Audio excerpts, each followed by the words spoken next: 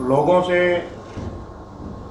अप्रत्याशित सपोर्ट मिली और इसके बारे में दोनों पार्टियां मिलकर के, दोनों पार्टियों के नेता, दोनों पार्टियों के कार्यकर्ता मिलकर के इन गांव की सभाओं का आयोजन कर रहे हैं और आने वाले समय में पार्टी के, दोनों पार्टियों के बड़े नेता भी इस अभियान में शामिल होंगे।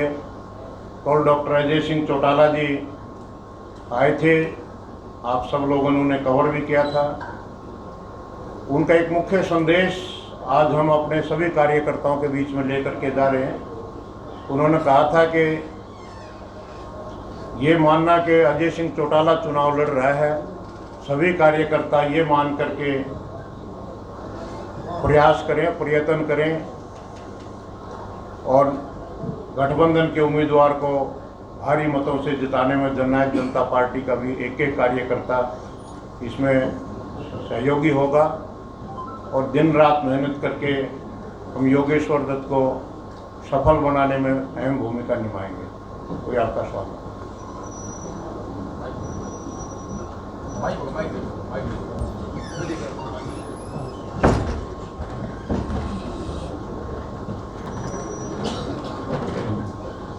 डॉक्टर साहब, पिछली बार आपका जो उम्मीदवार था उसको 32,000 मत मिले थे और बीजेपी को 38,000 मत मिले थे, तो क्या लगता है आपको इस बार जो है कितने मत जसपा जो है भारतीय जनता पार्टी को दिला पाएगी? ये तो आने वाला समय बताएगा, 3 तारीख को समय बताएगा। लेकिन चुनाव प्रचार दोनों पार्टियों ने बहुत मजबूती के साथ चुनाव प्रचार को उठाया है और मेरा मानना है पूरा हल्का कवर करके हम वोट का अंदाज़ा बता पाएंगे। जब तक पूरा हल्का कवर नहीं होता, रिस्पांस हर गांव में क्या मिलता है, तब जा कर के मुख्य आकलन होता है। बाकी उससे पहले तो अंदाजे ही मारे जाते हैं। मैं ये 2-3 गांव में मैं गया हूँ, अच्छा रिस्पांस मिला है, जो मुझे उम्मीद थी उससे भी ज़्यादा रिस्पांस मिला है। सब जो ये 3 कानून आए थे तो वो कानून बन चुके हैं, इस पर आपकी पार्टी की क्या राय है? हमारी पार्टी का एमएसपी जारी रहेगा और एमएसपी के ऊपर फसल खरीदी जा रही है इस समय भी, और लगातार किसान को कोई भी दिक्कत नहीं आने दी जाएगी और किसान को सभी सुविधाओं से लैस करके इन सब बातों का समाधान, किसान के सामने और भी कोई समस्या आती है तो उन सभी समस्याओं का समाधान किया जाएगा। और कोई भी चीज़, कोई बिल आता है या कोई एक्ट बनता है, वो पत्थर की लकीर नहीं होता। देश का संविधान बना था, वो उसमें जब देश का संविधान बना, जब एक स्ट्रॉन्ग डॉक्यूमेंट उसको कहा गया कि इसमें सब कुछ है, उस डॉक्यूमेंट में भी 100 से ऊपर सुधार हो चुके हैं। समय समय के ऊपर आवश्यकता के अनुसार देश की जैसे जैसे कोई आवश्यकता पड़ी तो संविधान में भी सुधार हुए हैं। अगर किसान को कोई समस्या आती है और उसका समाधान हमारी नीतियों से अगर नहीं होता है, कोई और सुधार की जरूरत पड़ती है तो सुधार किए जा सकते हैं। आपके हिसाब से बदलाव होना चाहिए। अगर कोई समस्या आएगी तो उस पर विचार किया जाएगा। कांग्रेस जी, जो भाजपा के सहयोगी हैं वो भाजपा को छोड़ के जा रहे हैं। आज भी जो जुलाना से परविंदर ढूल हैं और उनके बेटे रविंदर ढूल, उन्होंने इस्तीफा दे दिया। इसको आप किस तरह देखते हैं? जननायक जनता पार्टी का कोई भी विधायक ना छोड़ के गया है, ना कोई कार्यकर्ता छोड़ के गया है। जननायक जनता पार्टी की मैं सफाई दे सकता हूँ, बीजेपी की मैं सफाई नहीं दे सकता। भुट्टा के लोगों से जो सवाल किया जाता है कि आपने क्या किया, तो वो नौकरियों का सवाल भी उठाते हैं कि हमने नौकरियां दी। आप सारे हल्के को जानते हो, सारी स्थिति को जानते हो, तो क्या समझते हो इस बारे? भूपेंद्र हुड्डा की 10 साल की नौकरी और केसी बांगड़ की 4.5 साल की नौकरी कंपेयर करके देख लो, डाटा अवेलेबल है सबके सामने। शर्मा जी के पास तो 50 साल का डाटा भी है। 10 साल में भूपेंद्र हुड्डा ने इस गोहाना तहसील में एक भी कोई एक्सेस नहीं लगा उसके दौरान। गोहाना तहसील में, पहला सवाल तो कंप्लीट कर लूँगा। गोहाना तहसील में मेरे समय में दर्जनों एचसीएस लगे थे, सैकड़ों की संख्या में गस्टेड अफसर लगे थे। और भूपेंद्र हुड्डा के टाइम पर ना कोई गस्टेड अफसर लगा, ना कोई एचसीएस लगा, ना कोई अलाइड का लगा, तो कहाँ नौकरी लगे बताओ? और कोई बताओ। जेजेपी और बीजेपी गठबंधन से चुनाव लड़ रहे हैं, बड़ौदा उपचुनाव जी, लेकिन आपके पीछे जो फ्लैक्स है जेजेपी का निशान भी और जेजेपी पार्टी का रंग भी यहाँ से गायब। ये जो शिकायत इसके बारे आप में कर रहे हो ये मैंने भी की है, ये शायद जल्दी चेंज हो जाएगा। अभी 5 मिनट पहले करके आए शिकायत में। डॉक्टर साहब, 2 चुनाव इस अंतराल के अंदर हुए हैं, दोनों के अंदर बहुत ही अलग अलग हमने जो देखा बहुत ही अलग हुआ है। 2019 का चुनाव जो नॉर्मल चुनाव हुआ था और आज जो उपचुनाव हो रहा है, उन दोनों के अंदर 2019 के चुनाव में आप इतने उत्तेजित नहीं थे चुनाव के लिए, लेकिन 2019 के उपचुनाव में आप अधिक उत्तेजित थे। क्या आप 2019 के चुनाव के अंदर इसलिए उत्तेजित नहीं थे? क्या जेजेपी पार्टी इतना बड़ा स्कोर कर पाएगी? 2019 में उत्तेजित नहीं था जी, मैं तो सारा चुनाव ही मैंने लड़ा। हर गांव में, शायद आप बच्चे थे, आपने ध्यान नहीं किया होगा। मैं कवर कर रहा हूँ। हर गांव में वोट मांगने वाला ही मैं था, दूसरा तो कोई था ही नहीं।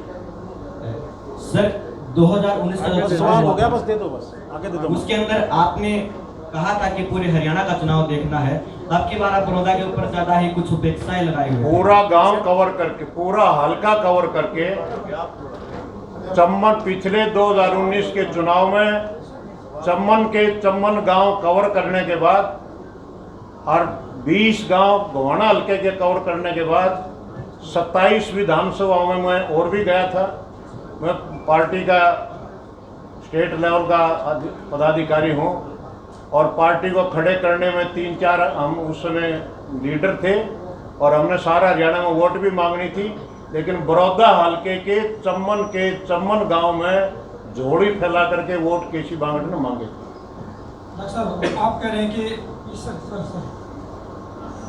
हुड्डा के टाइम पर नौकरियां कम लगी थी, अच्छे कम लगी और आपके टाइम पर ज़्यादा लगी थी, कि उस टाइम के पे युवाओं में काबिलियत कम थी, आपके टाइम पे ज़्यादा थी, सिस्टम में सुधार हुआ सर?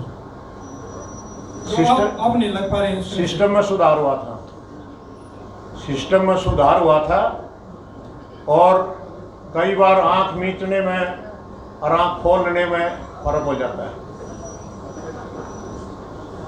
हुड्डा जी कहते हैं ना, एक आंख मेरी रोत कर, एक आंख मेरी सोनीपत है। जब वो बोलते हैं, उनको गोवाना के बड़ौदा के हल्के के लोगों से जब वोट लेनी होती है तब तो दोनों आंखें खुल जाती हैं, और जब कोई देने की बात आती है, जब हमारे वाली आंख ऐसे बंद हो जाती है सोनीपत वाली। ये उन्होंने प्रूव करके दिखाया है। 10 साल में उन्होंने ये सिद्ध करके दिखाया है कि बड़ौदा गोहाना का उनका घर नहीं, घेर भी कौन समझा उन्होंने। घर की तो बात दूसरी है, घर में घेर में फर्क समझते हो आप? भूपेंद्र हुड्डा ने गोहाने को और बड़ौदे को कभी घर की तो बात दूर, घेर भी नहीं समझा कभी। डॉक्टर साहब, पंजाब की कैप्टन अमरिंदर सरकार ने कृषि बिल पेश किया है अभी कुछ देर पहले। हाँ जी, कहाँ से बोल रहे थे? हाँ बोलो। कृषि बिल पेश किया कैप्टन अमरिंदर सरकार ने, उसमें एमएसपी से कम कीमत पर फसल खरीदने वाले को 5 साल की जेल का। अमरिंदर सिंह जी ने तो पानी का भी बिल पास किया था। अगर हम कोई भी पानी कहीं पर भी नहीं देंगे, वो सुप्रीम कोर्ट ने और केंद्र की सरकार ने ध्वस्त कर दिया। जिस तरह से ये चीप पॉपुलरिटी लेने के लिए, लोगों को बरगलाने के लिए जो गैर कानूनी जो इस तरह की बिल पास करता है या कानून बनाता है, वो सुप्रीम कोर्ट ने पहले भी ध्वस्त किए हैं इसके, और आगे भी ध्वस्त होंगे। डॉक्टर साहब, कल आपकी पहले जो इनेलो पार्टी में थे डॉक्टर कपूर, वो मजबूत कैंडिडेट के तौर पे उन्होंने चुनाव लड़ा 2 बार, और अब कल उन्होंने कांग्रेस के प्रत्याशी के समर्थन में अपना नामांकन वापस ले लिया। इससे क्या लगता है कि कांग्रेस मजबूत हुई है? इनेलो में नहीं थे वो। इनेलो के बाद तो जेजेपी में आ गए, जेजेपी के बाद बीजेपी में आ गए, बीजेपी के बाद कांग्रेस में आ गए।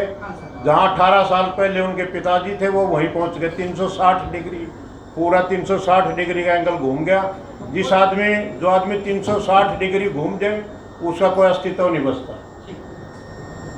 कांग्रेस जी, आपके जो नाराज विधायक हैं, जो इस तीनों अध्यादेशों से नाराज हैं, दादा गौतम की बात करूं, बबली जी की बात करूं, या फिर अभी जिन्होंने अपना पद जो है वो छोड़ दिया जब चेयरमैनशिप दी गई, क्या उनमें से कोई यहाँ पर प्रचार करने आएगा? तीनों हमारे 10 के 10 विधायकों का किसी का भी कोई बयान नहीं है कि कोई विधेयकों से नाराज है। दादा गौतम ने भी कभी बयान नहीं दिया को विधेयकों से नाराज। क्या वो यहाँ प्रचार के लिए आएंगे? 10 के 10 विधायक दुष्यंत चौटाला जी के साथ खड़े हैं। 10 के 10 विधायक जननायक जनता पार्टी और चाबी के निशान के ऊपर जीते हुए विधायक चाबी के निशान के साथ खड़े। कोई भी विधायक बगावत पर नहीं है। सर, यहाँ प्रचार के लिए आएंगे वो? मेरा सीधा सवाल है। सर सभी आएंगे। किसी और साथी का कोई सवाल हो तो बोलो। कांग्रेस साहब, मैं एक वीडियो देख रहा था सोशल मीडिया पे, एक न्यूज़ पत्रकार की, उन्होंने किसानों के बारे में आपसे एक सवाल पूछा, तो आपने उनको ये कहा कि मैंने उस पत्रकार को मेरे सामने ही खड़े है, मैंने उसको कहा था, वो मेरे घर पर आए थे, मैंने कहा था कि कैंडिडेट आज डिसाइड होने हैं आज या कल में, जब तक कैंडिडेट का फैसला नहीं होता मैं कोई इंटरव्यू नहीं देना चाहता। तो उन्होंने कहा चलो ठीक है, मैं इंटरव्यू नहीं लेता, लेकिन मैं एक सवाल पूछ लूँ। वो पूछो। उन्होंने एक सवाल पूछा, मैंने उसे एक सवाल का जवाब दे दिया। उन्होंने फिर दूसरा सवाल किया, मैं कहने लगा मैंने आपको पहले बताया था मैं इंटरव्यू नहीं देना चाहता। जैसे उन्होंने दूसरा सवाल किया, मैंने माफ़ी मांग ली, अब मैं आपको इंटरव्यू नहीं देना चाहता। सर, उसमें किसान मेरी आवाज़ बता दो। मैंने उसमें कोई आवाज़, जिस साथी ने जो ये वीडियो रिलीज़ की है, मैं इसके बारे में बोलना नहीं चाहता। ये मेरी आवाज़ बता दो उसमें, ये उसकी खुद की आवाज़, मेरी आवाज़ नहीं है। मैंने उसके आते ही चाय पिला करके ये कहा था, बेटा मैं आज इंटरव्यू नहीं देना चाहता, जब तक कैंडिडेट का फैसला नहीं होता मैं कोई भी इंटरव्यू नहीं देना चाहता। तो उन्होंने कहा अंकल एक सवाल का जवाब दे दो बस। मैंने कहा एक सवाल का जवाब ले दो। उसने पहला सवाल पूछा, मैंने उसका जवाब दे दिया। फिर वो दूसरा सवाल पूछने लगे, मैंने हाथ जोड़ लिया, मैं माफ़ी मांगता हूँ, मैं इससे आगे नहीं बोलना चाहता।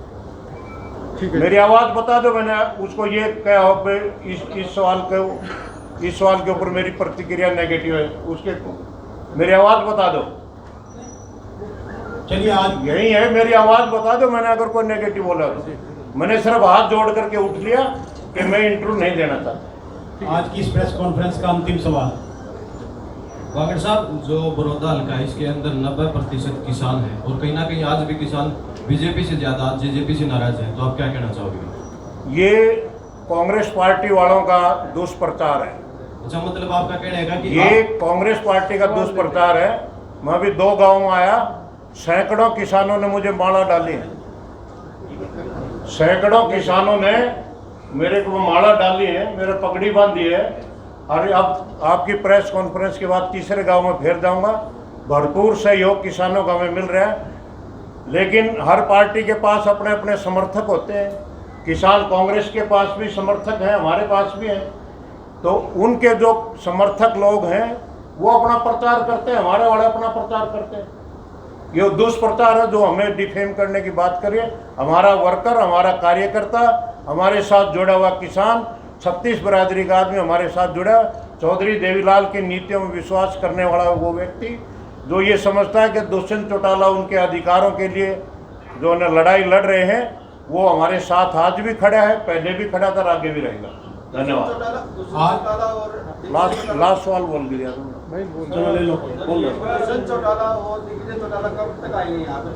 बहुत शीघ्र, बहुत जल्दी, बहुत जल्दी। बहुत धन्यवाद आप सबका धन्यवाद।